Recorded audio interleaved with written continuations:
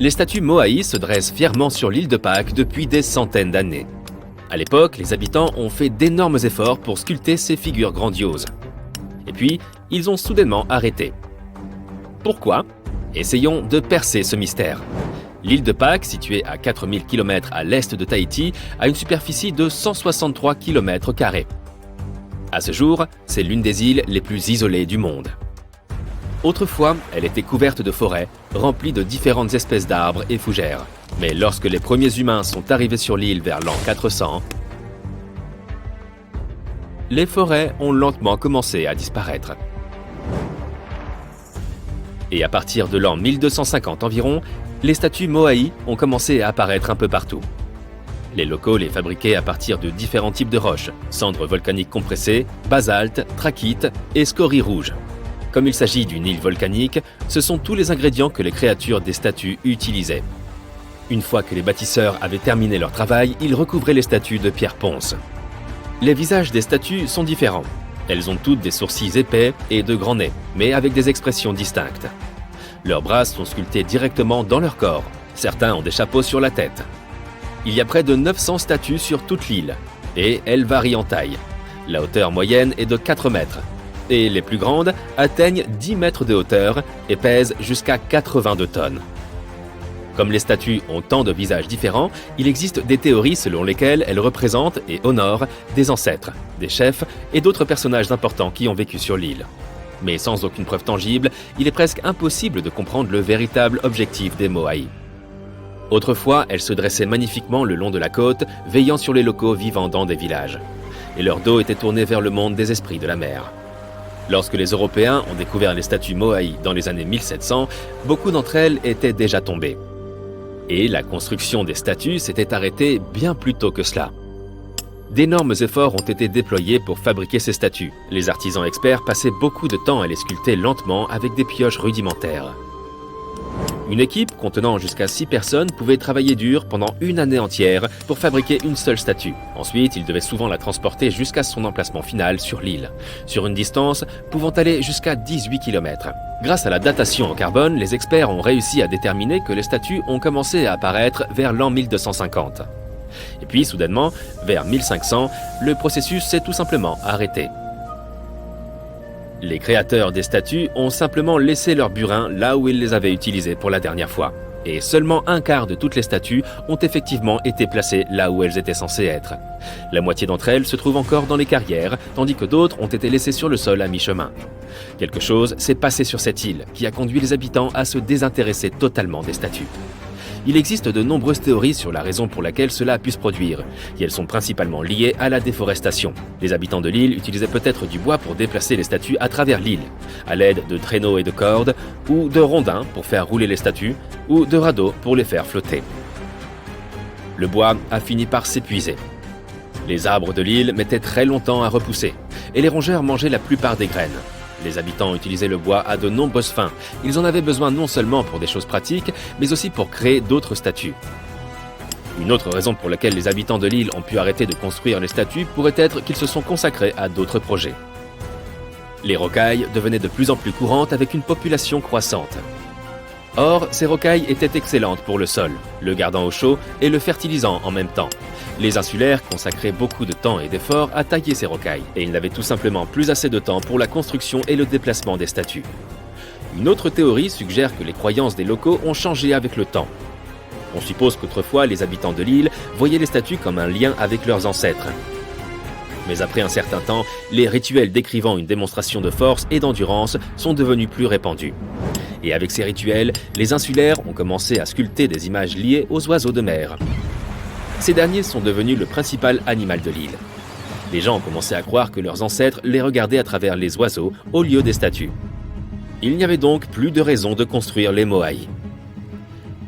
Quel que soit le degré de véracité de ces théories, le principal problème était que la petite île ne pouvait plus supporter une population croissante. Ce qui était autrefois une terre luxuriante couverte de forêts est rapidement devenu un paysage stérile. Pendant les premiers siècles, les gens dépendaient des ressources forestières. Mais l'agriculture a pris de l'ampleur quelque temps après 1550, lorsque les forêts ont disparu. Les tribus qui travaillaient autrefois ensemble pour construire les fantastiques monolithes ont fini par entrer en compétition les unes avec les autres. Dans cette lutte pour les terres et les ressources, les statues Moai ont été renversées car les gens voulaient réduire leur importance. Au cours des siècles suivants, toutes les statues ont été renversées, mais pas toujours délibérément. Beaucoup sont tombées naturellement après avoir été négligées pendant si longtemps. Certaines ont même fini dans les eaux de l'océan entourant l'île. Elles y sont restées un certain temps. Mais certaines de ces statues ont connu une deuxième vie. Elles ont été réédifiées, offrant une magnifique expérience aux visiteurs du monde entier.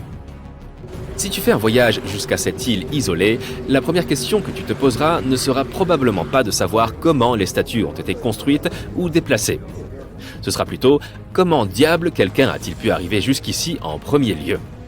C'était l'un des exploits les plus incroyables qui soient. Les Polynésiens ont sans nul doute fait des choses assez extraordinaires. Dès 1500 avant Jésus-Christ, ce peuple de marins a commencé à explorer le monde. Ils ont utilisé les inventions marines les plus avancées de leur époque.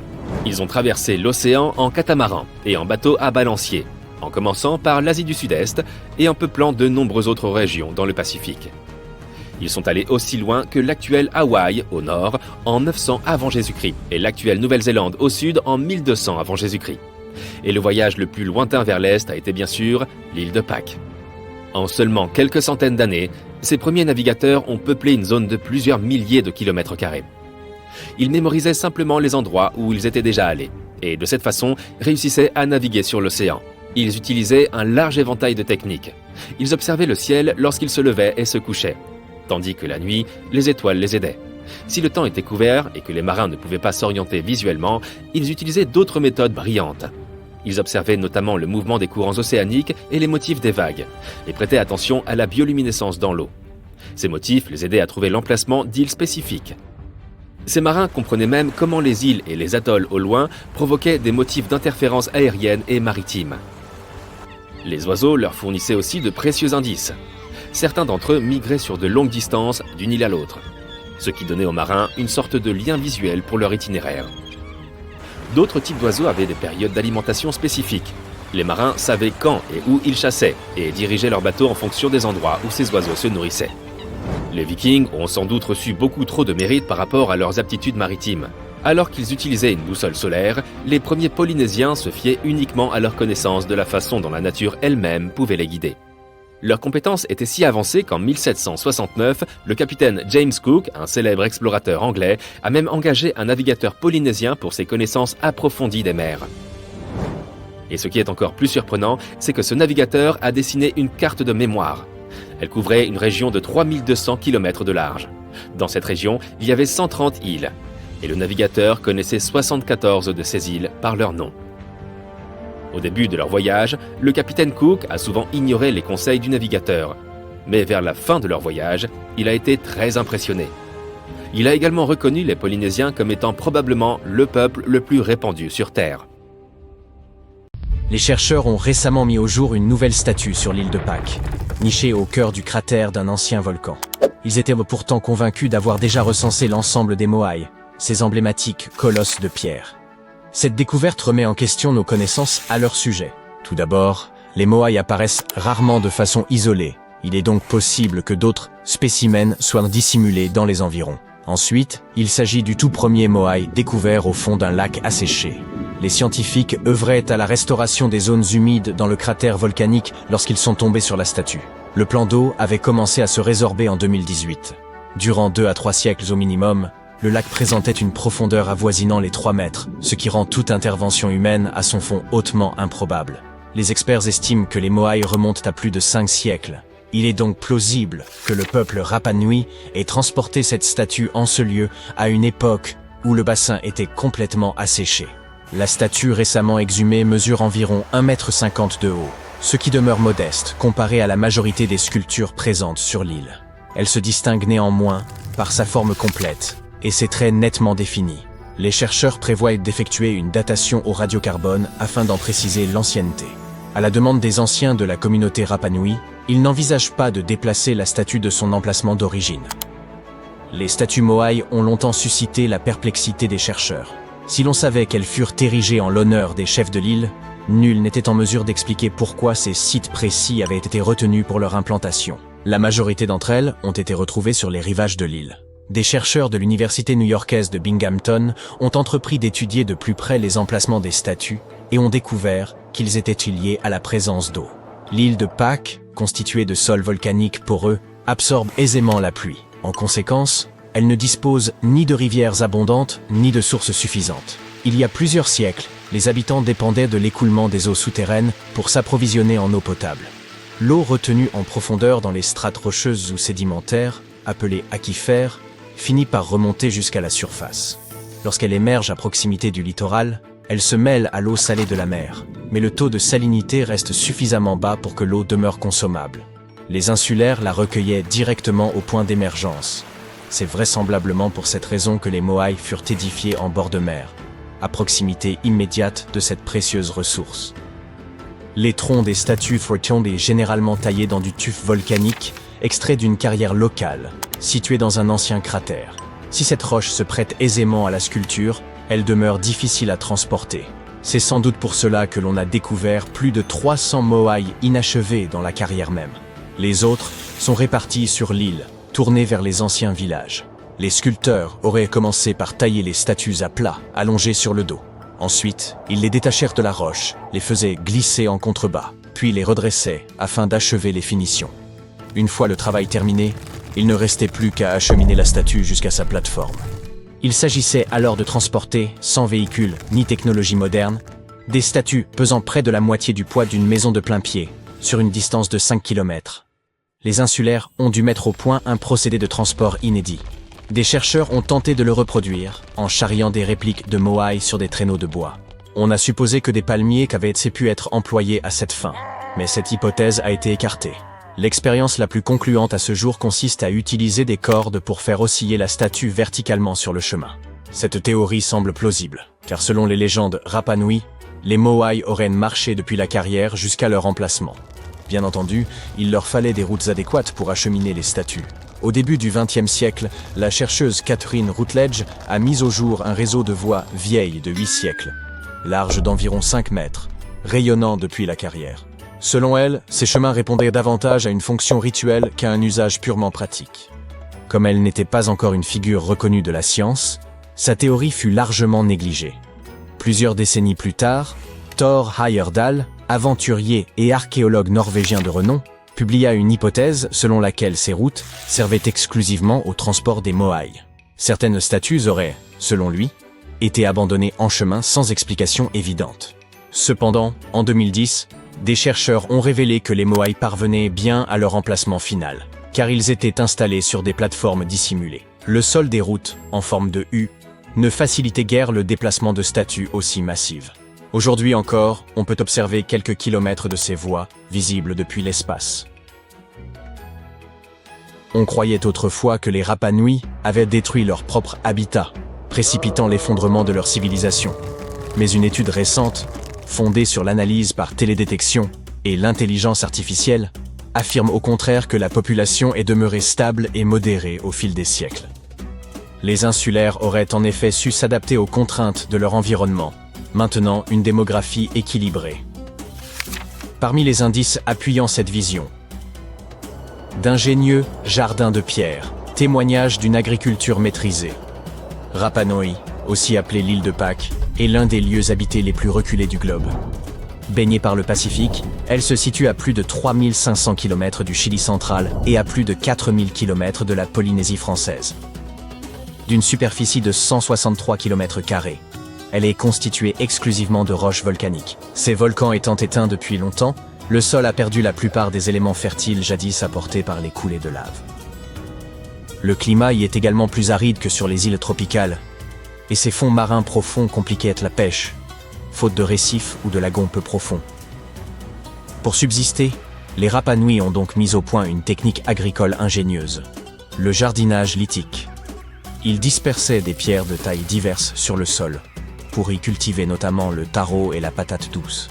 Les roches servaient à protéger les plantes des vents violents et de l'air salin, tout en régulant la température du sol. Elles relâchaient aussi lentement des minéraux, enrichissant progressivement le sol. Quelques habitants utilisent encore de tels potagers, bien que leur rendement soit très modeste. Des méthodes semblables ont été employées dans des régions peu hospitalières, comme la Nouvelle-Zélande, les Canaries ou le sud-ouest des États-Unis. Tandis que les chercheurs élucident les mystères de l'île de Pâques, celle-ci leur livre de nouvelles clés sur le fonctionnement du manteau terrestre. Longtemps, on a cru que ce dernier se déplaçait lentement, tel un tapis roulant, emportant les plaques tectoniques. Or, une récente étude menée par des géologues cubains, colombiens et néerlandais remet cette hypothèse en cause. Ils ont eu recours à la datation par zircon, une méthode analysant de minuscules cristaux formés lors du refroidissement du magma. Ces zircons contiennent de l'uranium qui, avec le temps, se transforme en plomb. En mesurant cette évolution, les scientifiques ont été en mesure de dater les cristaux et ont été stupéfaits de découvrir que certains étaient anciens de près de 165 millions d'années. L'île pourtant n'a que 2,5 millions d'années. Les chercheurs en ont conclu que ces zircons provenaient du manteau profond, remontés à la surface par du magma lors d'anciennes éruptions. Les volcans de Rapa Nui appartiennent à une catégorie dite des points chauds, créés par des panaches de roches brûlantes, s'élevant des profondeurs terrestres. En principe, ces panaches demeurent stationnaires pendant que la croûte terrestre glisse au-dessus, engendrant des chaînes volcaniques comme celle d'Hawaï. Mais la présence de ces zircons anciens sur une île récente suggère une dynamique plus complexe en profondeur. Il y a 165 millions d'années, un vaste plateau volcanique occupait l'actuelle position de Rapa Nui. Ce plateau a sombré sous l'Antarctique il y a 110 millions d'années, emporté par la subduction tectonique. Toutefois, les zircons sont restés en place, contredisant l'idée d'un manteau fluide agissant comme un tapis roulant. Cela indique que le manteau, à proximité des panaches de points chauds, est bien plus stable qu'on ne l'imaginait auparavant. Une telle révélation pourrait profondément transformer notre vision de la tectonique des plaques et des mouvements internes de notre planète au fil du temps. Les vagues se brisent plus haut que jamais, prêtes à engloutir l'une des îles les plus énigmatiques de la planète. D'ici 2080, la montée des eaux pourrait atteindre Lau Tongariki, la célèbre plateforme cérémonielle de Rapa Nui, aussi connue sous le nom d'île de Pâques. Et ce n'est pas une simple spéculation. Des chercheurs de l'université d'Hawaï, à Manoa, ont déjà effectué des simulations et publié leurs résultats dans le Journal of Cultural Heritage. Leur étude révèle que jusqu'à 51 autres sites culturels, y compris les célèbres statues Moai, pourraient eux aussi être submergés. Mais avant d'en venir à ces sombres perspectives, intéressons-nous à Rapa Nui elle-même. C'est le nom d'origine de l'île de Pâques. Des populations venues de Polynésie s'y sont établies vers l'an 300 de notre ère. Une fois installées, elles ont développé une culture singulière, à la fois inventive et profondément spirituelle. Entre le Xe et le XVIe siècle, elles ont érigé d'imposantes plateformes cérémonielles appelées Aou, ainsi que d'immenses statues, les Moai, destinées à honorer leurs ancêtres. Ces figures colossales se dressent encore aujourd'hui, conférant à l'île une aura de mystère. Tout cela est préservé au sein du parc national de Rapa Nui, une réserve naturelle chilienne qui constitue le cœur même de la culture locale. L'architecture et les sculptures y sont d'une originalité sans équivalent, même au sein du monde polynésien. L'île de Pâques est d'ailleurs l'un des lieux les plus isolés du globe. Elle se situe à environ 3700 km du territoire chilien, couvre 166 km² et son site classé au patrimoine mondial s'étend sur près de 70 km², incluant 4 petits îlots voisins. Le parc national de Rapa Nui abrite une profusion de trésors archéologiques. Les chercheurs y ont recensé près de 900 moai, plus de 300 AU et des milliers d'autres structures liées à l'agriculture, aux rites funéraires, à l'habitat ou à la vie quotidienne. Ces statues sont fascinantes. Certaines atteignent 2 mètres de haut. D'autres frôlent les 20. La plupart furent taillées dans une lave jaune-brun à l'aide d'outils rudimentaires en basalte nommés toki. Certaines étaient encore en cours de sculpture, d'autres transportées vers leur emplacement définitif, et plusieurs furent abattues, puis redressées. Les carrières comme celle de Ranoraraku témoignent encore du savoir-faire de leurs artisans. Les AU présentent une grande diversité de formes et de dimensions. Le plus vaste, AU Tongariki, aligne 15 moai sur sa plateforme. la majorité repose sur une base de pierre soigneusement assemblée, avec une rampe souvent pavée de galets polis et une esplanade à l'avant.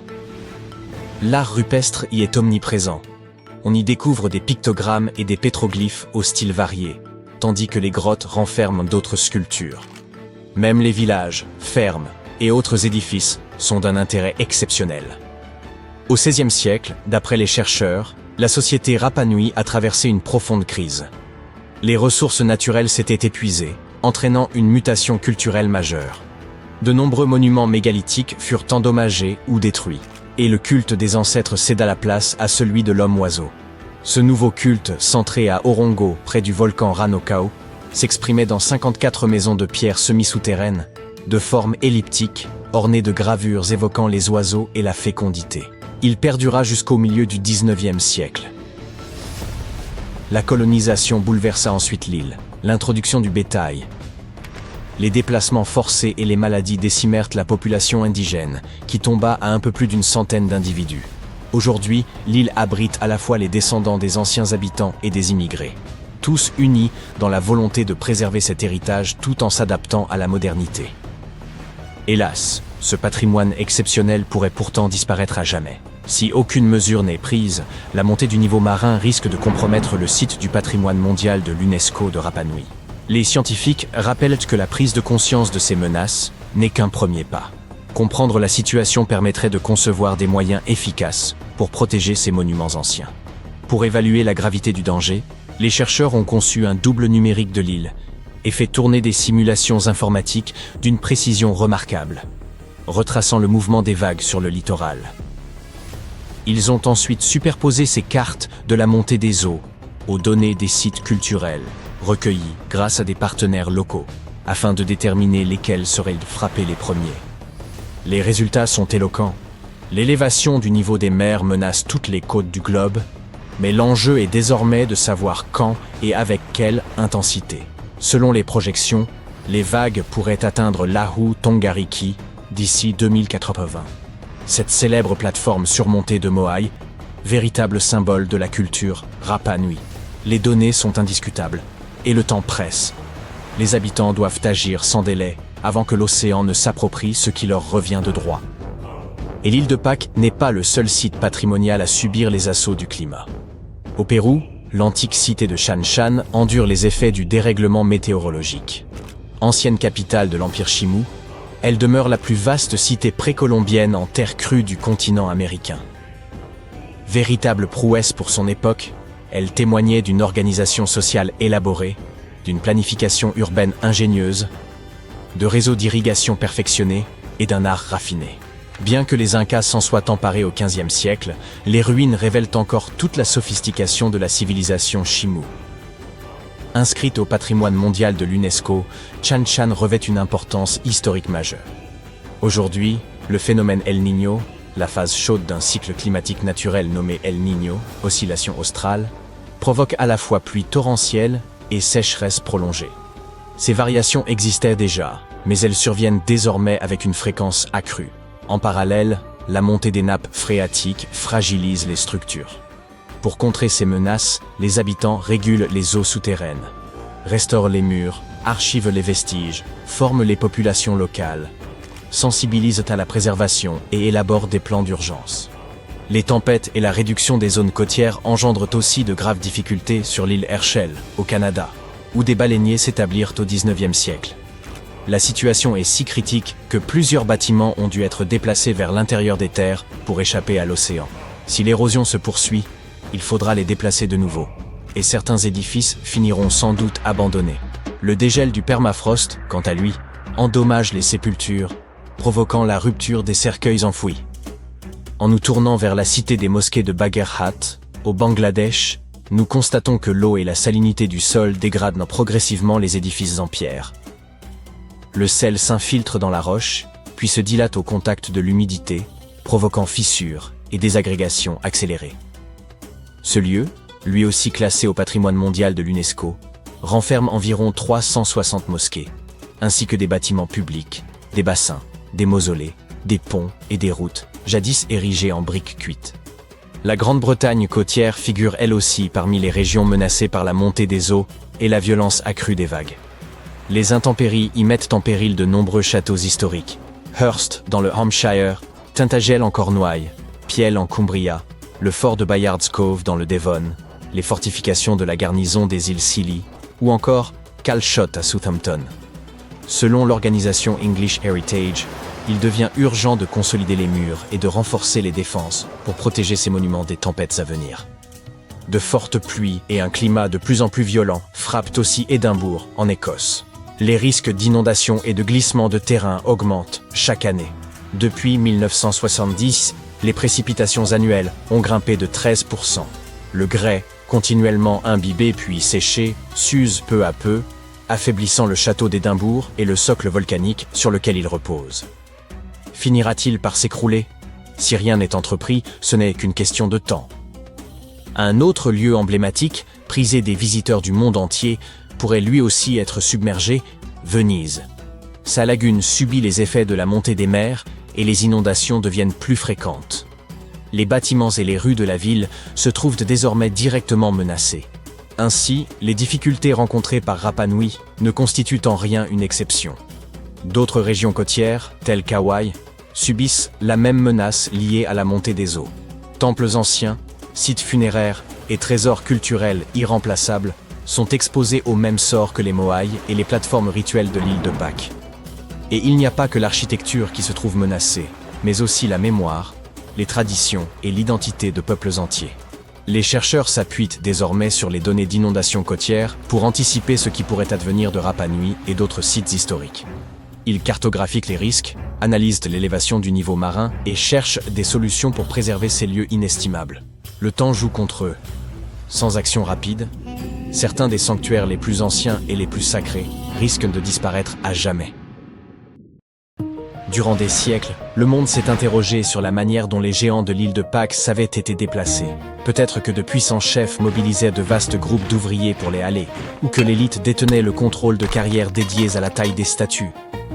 Mais nous savons à présent que les habitants de Rapa Nui ne traînaient pas leurs statues moaï comme de simples troncs inertes jusqu'à leur emplacement. Ils les faisaient marcher. Les chercheurs ont étudié près d'1 millier de moaïs, analysant leur forme, leurs proportions, leurs traces d'usure, ainsi que la légère inclinaison vers l'avant et la base incurvée que beaucoup présentaient. Puis une évidence s'est imposée. Ces détails relevaient d'un choix d'ingénierie.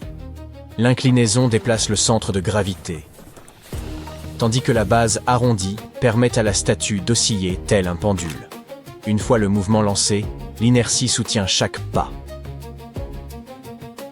Imaginez que vous fassiez avancer un immense enfant de pierre à l'aide de cordes et d'un subtil jeu d'équilibre. Pour en apporter la preuve, l'équipe a construit une réplique de 4,35 tonnes.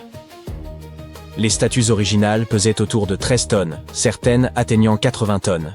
Avec 18 personnes aux cordes, ils ont fait parcourir à cette statue environ 90 mètres, soit la longueur d'un terrain de football, en près de 40 minutes. C'était plus rapide et plus aisé que de tirer un bloc à plat sur des rondins ou des rouleaux. Les anciennes routes de Rapa Nui facilitaient aussi l'opération. Larges d'environ 4 mètres, leur courbure vers l'intérieur aidait à maintenir la statue stable pendant sa progression. Chaque déplacement ne consistait pas seulement à la faire avancer. Il impliquait aussi de modeler la route elle-même. Aujourd'hui encore, le paysage de l'île laisse voir ces voies qui se croisent, parfois parallèles comme des itinéraires alternatifs. Les anciens ouvriers dégageaient sans doute une portion de terrain, faisaient avancer la statue, nettoyaient davantage, puis la faisaient basculer de nouveau, selon un rythme précis. Ils semblaient consacrer autant d'efforts à préparer le chemin qu'à mouvoir la statue. Ainsi, les anciens Rapa Nui n'avaient besoin ni de milliers d'hommes, ni de machines modernes. Tout reposait sur l'ingéniosité, le sens du rythme, la coopération et une conception avisée. Leur transport n'était pas l'unique mystère entourant les moaïs. On savait qu'ils rendaient hommage à d'importants chefs, sans comprendre pourquoi ces emplacements précis avaient été retenus pour les statues. La plupart se dressent le long du littoral, presque comme s'ils montaient la garde autour de l'île. Une équipe de chercheurs a donc examiné ces sites avec une attention redoublée, et la réponse s'est révélée liée à l'eau.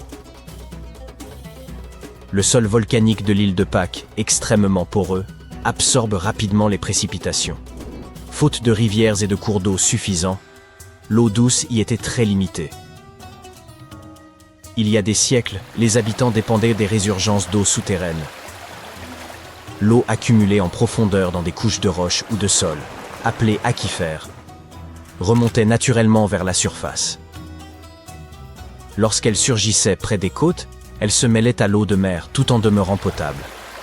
Les habitants de l'île la recueillaient précisément à ces points côtiers, là même où ils érigeaient les fameux moai. Ils ne se contentaient pas d'orner le rivage, ils signalaient la ressource d'eau douce la plus essentielle de l'île. La majorité des corps de moai étaient taillés dans le tuf volcanique, une pierre tendre et facile à sculpter, et la plupart provenaient d'une même carrière située à l'intérieur d'un ancien volcan. En octobre 2023, un incendie a ravagé le site, suscitant l'inquiétude de tous ceux qui sont attachés à Rapa Nui et se soucient de sa capacité à résister à de futurs désastres. Lorsque des scientifiques sont arrivés en janvier suivant, la communauté locale leur a demandé de documenter la carrière, au cas où un autre feu l'endommagerait irrémédiablement. Les géographes ont alors effectué une trentaine de vols de drones au-dessus du site, collectant pas moins de 22 000 photographies. Pendant des mois, ces images ont été traitées par des logiciels afin d'assembler chaque fragment en un modèle en 3 dimensions d'une précision exceptionnelle. Désormais, il est possible d'explorer Ranoraraku, l'une des carrières les plus importantes de l'île de Pâques, sans même avoir à se rendre sur place. Ce modèle ne sert pas seulement de visite virtuelle. Il a révélé l'existence de plusieurs ateliers à l'intérieur de la carrière, ainsi que des techniques de taille variant d'un secteur à l'autre. Il n'existait donc pas un chef unique dictant la méthode, mais des ateliers distincts, chacun lié à un clan familial spécifique. Cela suggère aussi que les moai pouvaient être déplacés par bien moins de monde qu'on ne l'imaginait, probablement entre 20 et 50 personnes, soit l'effectif d'une famille étendue ou d'un petit groupe lignageux sur l'île. La plupart des statues étaient sculptées couchées sur le dos, du sommet vers la base. Dans la méthode la plus courante, les artisans façonnèrent d'abord le visage, yeux, nez et bouche, puis dégagèrent la tête et le corps autour de ces traits. Une seconde approche inversait l'ordre. Le bloc entier était d'abord taillé selon la forme générale d'un moai, et les détails n'étaient ajoutés qu'ensuite. Plus rarement, certains sculpteurs travaillaient la pierre de côté, directement dans une paroi presque verticale, ce qui exigeait une maîtrise technique remarquable. Et alors même que les chercheurs avaient cartographié plus d'1 millier de moai et pensaient en avoir fait le tour, l'île leur a réservé un retournement inattendu. Au cœur du lit d'un lac asséché, un lieu où personne n'attendait la moindre découverte, une nouvelle statue est apparue en 2025. C'était la première jamais repérée dans un ancien bassin lacustre, et peut-être pas la dernière. Pendant au moins 2 ou 3 siècles, la lagune atteignait près de 3 mètres de profondeur, rendant impossible toute construction ou installation humaine au fond. Les scientifiques estiment que les moai ont plus de 500 ans. Il est plausible que les Rapa Nui aient déplacé cette statue à une époque où le lac était temporairement à sec. La découverte mesure un peu plus d'1,50 m, soit moins que la plupart des autres statues de l'île. À mesure que la région s'assèche, le fond du lac dévoile ce qu'il dissimulait depuis des siècles. D'autres statues pourraient encore reposer sous les roseaux denses qui ont recouvert la zone pendant des générations. Désormais, avec le retrait des eaux, les chercheurs pourraient employer des instruments de détection souterraine afin d'identifier ce qui demeure enfoui. Tandis que les scientifiques poursuivent leurs recherches et élucident peu à peu les mystères des statues, la nature semble jouer contre eux. Une étude récente indique qu'à l'horizon 2080, les vagues saisonnières pourraient pénétrer suffisamment loin à l'intérieur des terres pour atteindre plusieurs des imposants moai de l'île de Pâques. Ces géants de pierre ont déjà résisté au soleil ardent, aux vents persistants, aux pluies battantes, aux lichens progressant lentement sur leur surface et même aux incendies. Toutefois, l'élévation du niveau marin menace déjà les côtes, exposant à présent les moai à un danger plus grave que tout ce qu'ils ont affronté jusqu'ici. Les chercheurs ont conçu un modèle informatique extrêmement précis, un jumeau numérique, d'une baie située sur la côte sud-est. Ils ont simulé divers scénarios d'élévation du niveau de la mer afin d'analyser la propagation des vagues dans cette zone. Les résultats montrent que d'ici 2080, les vagues pourraient atteindre les 15 moai du site, et l'une des statues les plus emblématiques et photographiées de l'île risquerait d'être submergée. Le site d'Ahu Tongariki, installé sur une vaste plateforme cérémonielle, attire davantage de visiteurs que presque tout autre ensemble de moai sur Rapa Nui. Et la menace ne s'arrête pas là. Des dizaines d'éléments culturels majeurs alentour sont également vulnérables. Anciennes habitations, pétroglyphes gravés dans la roche, sépultures, jardins lithiques. En somme, toute la mémoire matérielle de l'histoire culturelle de l'île. Si ces risques ne sont pas maîtrisés, Rapa Nui pourrait même perdre son statut au patrimoine mondial de l'UNESCO. Désormais mieux informés, les chercheurs souhaitent mobiliser ces données pour renforcer la protection du site. Ils espèrent ainsi travailler en étroite collaboration avec les communautés locales afin de préserver l'héritage culturel de Rapa Nui pour les générations à venir.